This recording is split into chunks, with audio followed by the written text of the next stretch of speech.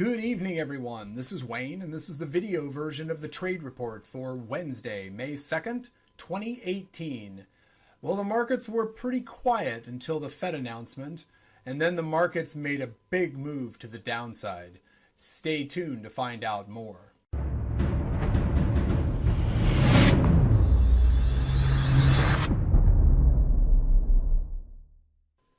Greetings, everyone, and thank you once again for joining me as I go over the action and activity that took place in the financial markets today, Wednesday, May 2nd. Wow, where do I begin? I guess the best place to start is to give you the look at the 15-minute chart. I was going to show you the daily, which is this chart right here of the S&P, but let's start with the 15-minute. The 15-minute, as you know, is the chart that I look at as I am, let's move this over to another screen, that way I don't have to reload it. The 15-minute chart is the chart that I look at in the pre-market, in the overnight, in the extended session, and then watch it as it transitions to the regular session, and I'm watching the value area, which is part of the market profile, which is one of the indicators I use. I'm also watching volume, which is this guy right here. This is the market profile, this area right here, and this is the POC, otherwise known as the point of control, this yellow line here. And the other indicator I use, as I've mentioned in the past, is the Ichimoku cloud. Now, the Ichimoku cloud today was telling me that this market looked like it could be bullish. We had the cloud configuration above the value area, and we came into the day well above volume. Now, well above value. Now, we did kind of roll over into the open and go a little bit lower, but value area high really was some significant support going into the Fed meeting today, which was at 11 a.m. Pacific time, 2 p.m. Eastern time. You know, we had several tests of value area high, a couple of peaks below the line, but every candle closed above value area high. So that was in keeping with the bullish mandate, if you will, of the Ichimoku cloud. And we started going higher. And right here is when the Fed announced, and we kind of had this, you know, as is normal for, and you can just see the chart move, the quiet time now for the futures is over. So we're open again, and it looks like we're continuing this downside slide, which is what I was getting to. So moving higher into the Fed announcement, and then the Fed announced and basically gave everyone what they were looking for. It looks like we're only going to get 3 interest rate hikes this year. The Fed is going to continue winding down its balance sheet. It will continue monitoring the economy as it always does. And, you know, just there really wasn't anything of note, you know, associated with it that would have created what we ultimately got. And that was this complete meltdown in the market. And we closed very close to our lows today. So while I don't want to say I'm bearish on the market, but I am feeling like the downside is the path of least resistance now. And technically speaking, we are darn close to being in we've been in a market correction for a while, but we're starting to get to a place where this market is feeling comfortable where it's at. I talked about that, where the VIX is relaxing even at these lower price levels. But there's more going on than that. This market can't go higher. That's the gist of what's happening. In fact, Bob Pisani, who is one of the CNBC newscasters, who I have a lot of respect for, he's a pretty smart guy. He was talking today about how the S&P basically has a series of lower highs, and that does not bode well for a market that's trying to go higher. Every time it tries to go higher, it gets beaten back before it has the chance to even get to as high as it previously had achieved. And we'll take a look at that when I get back to the other chart. But going into the close today, this market kind of got slaughtered. I mean, it was very ugly. We haven't seen a red cavalcade like this in a little while, but we got one today. So we got what I was looking for up until the Fed. We got about a 10 to 12 point trading range. I mentioned that in the morning pre-market trade report, that I was looking for about a 10 to 12 point trading range going into the Fed, and that's basically what we got. Got a little bit of a pop here just as we were going into the Fed, but then, we know what happened after that. Now, going into the Fed, and from yesterday, and I mentioned it yesterday in the trade report, I had sold a strangle, which is a strategy that is designed to take advantage of volatility going lower and price action staying relatively stable.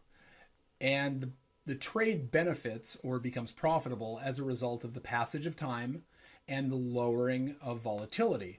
And of course, from yesterday to today, we got the passage of time and we got the stability in the market. We got this very, very minimal move in the overnight session as well as the regular session up until the Fed the Fed announcement. And so I exited my trade on my strangle when the market looked like it might go even higher, as it was beginning to go a little bit higher than the overnight high. So I exited right here. I made about $250 on that trade. So not bad for an overnight trade. And then what I saw happening here was the market starting to let loose. And we got this sell signal. And because it's my thesis that this market it's more inclined to go lower than it is to go higher, and that down is the path of least resistance, I went ahead and entered what's known as a call credit spread. And I entered 4 of those. So I sold to open, which is a strategy that the financial markets allow you to do. You can actually sell something before you own it in order to open what is known as a short position. So I sold 4 call credit spreads right about here, and I exited them right about here. Now, I got a pretty decent amount of this move, and this ended up being about a $630 trade. So it worked out very well. And that was about an hour and a half's worth of holding onto the position. I mean, the momentum here was so incredibly straightforward. And I kind of made a joke in the trading room today. I said, well, this was an easy one because I knew what was going to happen. I was being a little cocky, admittedly. But when you see a market that is beginning to move in a direction that you quote unquote expect it to, and it just begins to gain momentum, well, there is kind of a level of ease to it. That being said, I mean, this thing could have reversed at any point in time and, as the saying goes, ripped my head off. But I just didn't feel like that was that was what was happening in the market. I just felt like it was selling, and that's all there was available. There was only sellers. So anyway, the market closed on its lows, and we ended up, for the day being down in all the indexes. The Russell was up pretty good at one point during the day. I am looking at, so the Dow traded, or the Dow closed, excuse me. The Dow closed down about 174 points. The NASDAQ closed down just under 30 points. And let me pull up the S&P. The S&P closed down 19 points. And the Russell 2000, the Russell actually did close higher. It closed up 4.5 points. But you can see how the NASDAQ really gave it up into the close. The Dow really gave it up into the close. And the Russell did an amazing job throughout the trading day to go quite a bit higher. And then it gave it up into the close too. I thought it went red into the close, but it didn't. It obviously went higher. It closed 4.5 points higher. So the Russell was the strong index today. So we'll see how the extended session goes. Looks like we're getting a little bit of buying going on here now in the extended session. We'll see. Tomorrow is what I call a tween day. We had the Fed announcement today. On Friday, we have a job number. So two very big, economic events that are going on that will affect price in the financial markets. I have no clue what's going to happen on Friday. The job number is released at 5:30 a.m. Pacific time, which is an hour before the regular session of the U.S. stock market opens. So we get a lot of price action prior to the open of the market. And if it's a number that's off by any appreciable amount, either to the upside or the downside, this market's going to probably become unhinged in one way, shape, or form. And like I said, I think that the path of least resistance is to the downside. All right, so enough said about today as it relates to the 15-minute chart. I want to bring this daily chart of the S&P over. And so here's the issue.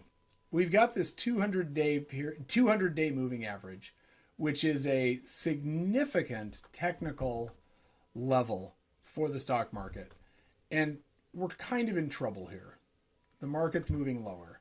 Now, yesterday, I basically was drawing a wedge, and you can see how that plays out here.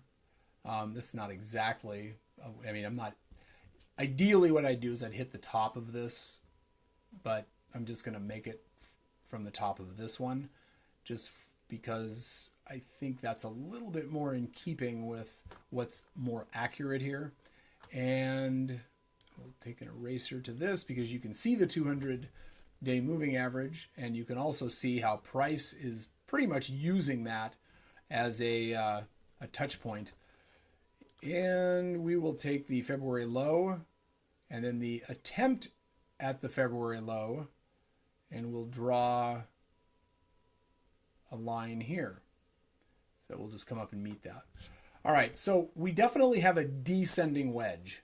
The angle of the upper line is greater than the angle of the lower line, and we're making, like Bob Pisani on CNBC said, we're making lower highs.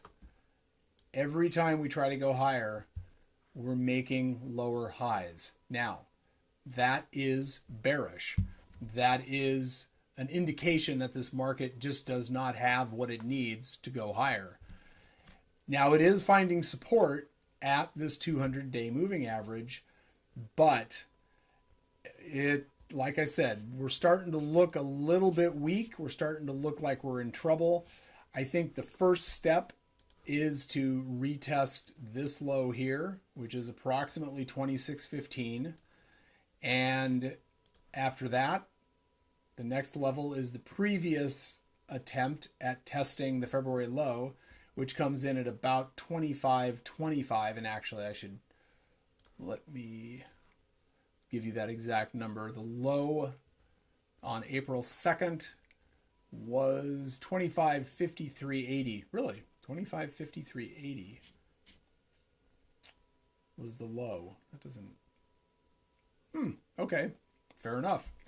I'm reading it right from my chart. The low was 25.53.80. So be it. And the February low was 25.32.69.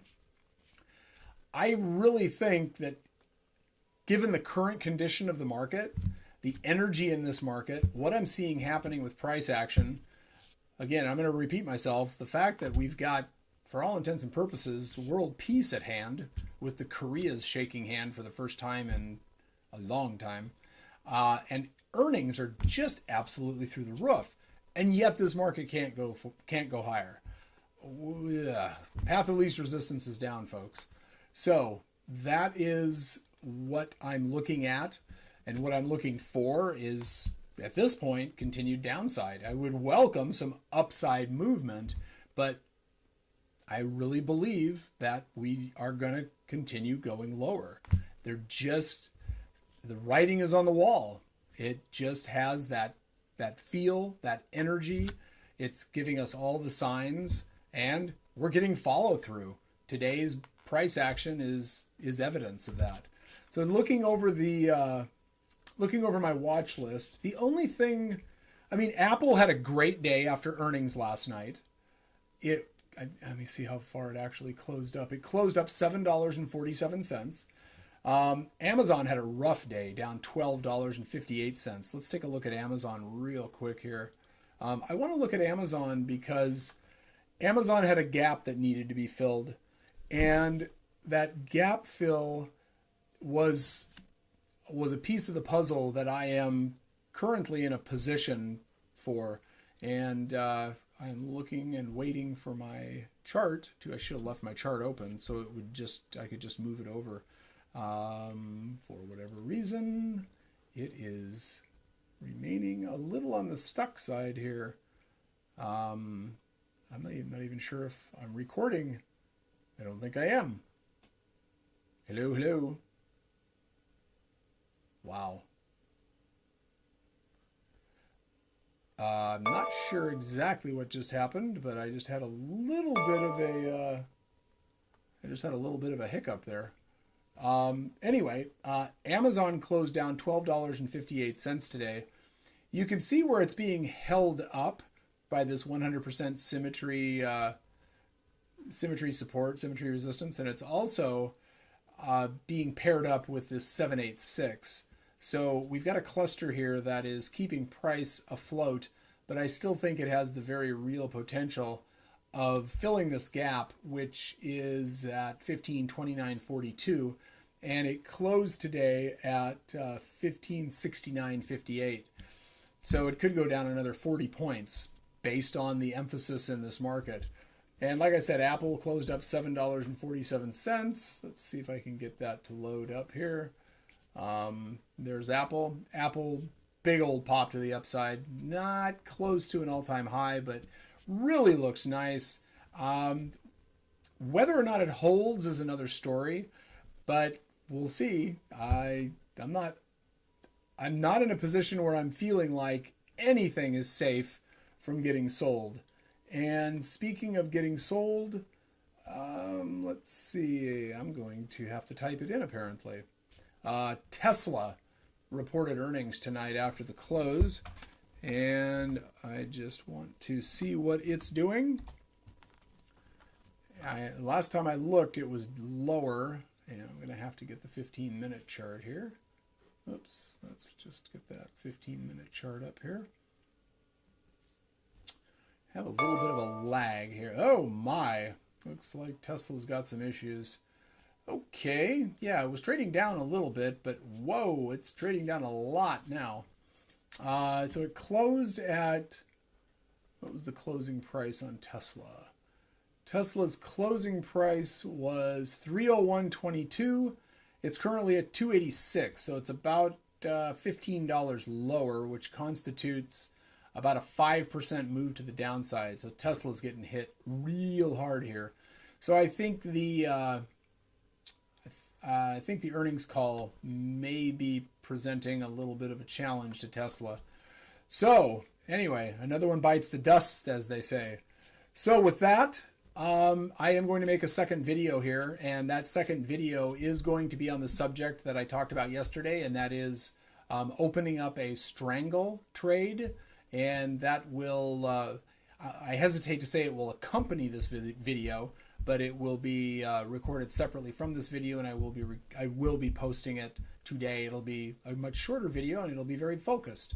But as always, I like to record the trade report as an overview of the day, what I've done, and what I'm looking at, what I'm looking for, my sense of what's happening, and how I'm positioned.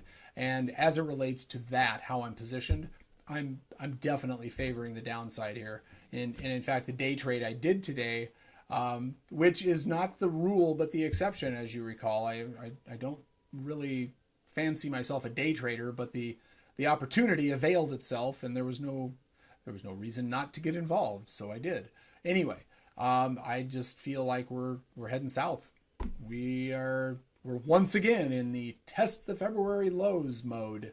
So we'll see if that plays out. So anyway, trade safe, trade what you see. If you choose to trade at all, good night and good trading.